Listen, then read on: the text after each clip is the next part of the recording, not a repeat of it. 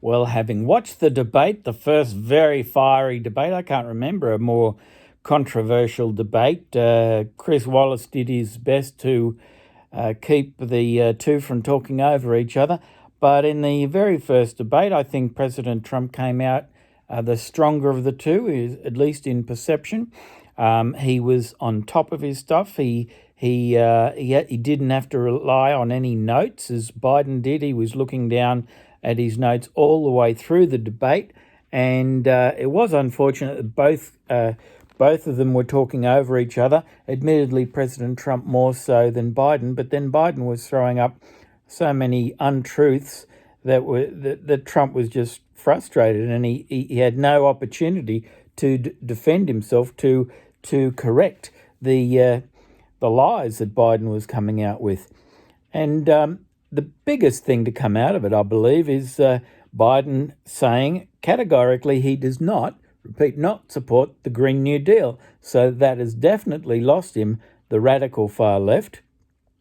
And he's completely shot himself in the foot with one Bernie Sanders. That too has lost him the support of the radical far left. One wonders what he is going to do. And he had no answer when Trump said, name me one law enforcement agency that's come out in your support. And the power of the pause from the president. He actually did pause, and you could hear a pin drop. Biden had no answer for that because there's not one law enforcement agency that has come out in support of Biden, because he's been part of the defund police rigmarole, and only recently he's come out to sort of say he's not in favour of defunding police, so he's flip-flopped there. But I thought in Biden's credit, some positive things I'll say about Biden. I thought at least he stood up for the whole 90 minutes. He didn't need to sit down. That was good. He did not need a 30-minute break, which was good. And I thought all in all, he performed better than I was expecting. I liked some of the things that he said in terms of if he's elected president, he'll represent not just Democrats but Republicans. I thought that was very good. I thought it was a bit fake, though, when he was looking into the camera a bit too much and talking directly to the people in their homes, in the living rooms. That's very clever once or twice, but when it's 3, 5, 6 times like what it was, it comes over a bit like a carpetbagger, like a con man.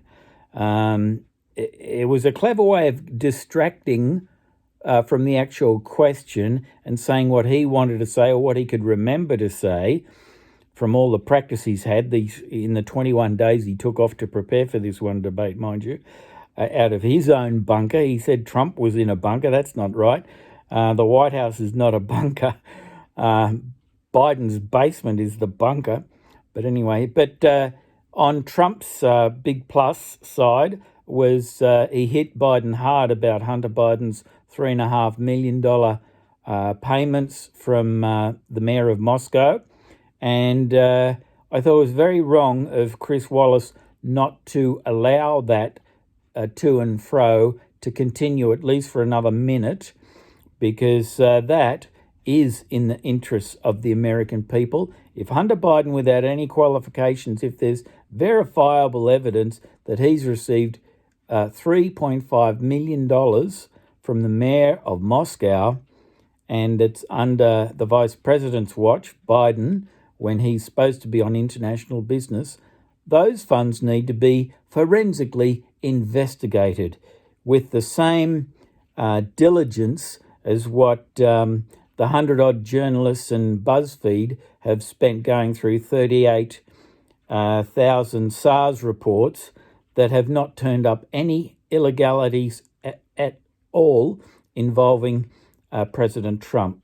And I think over 4 years, that's plenty of time to investigate any alleged wrongdoings of this president, and nothing illegal has been found. Because you know what?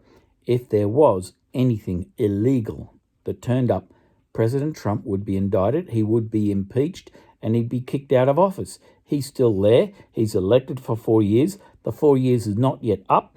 It's up on November 3. And that's when the American people decide who is going to be their next president.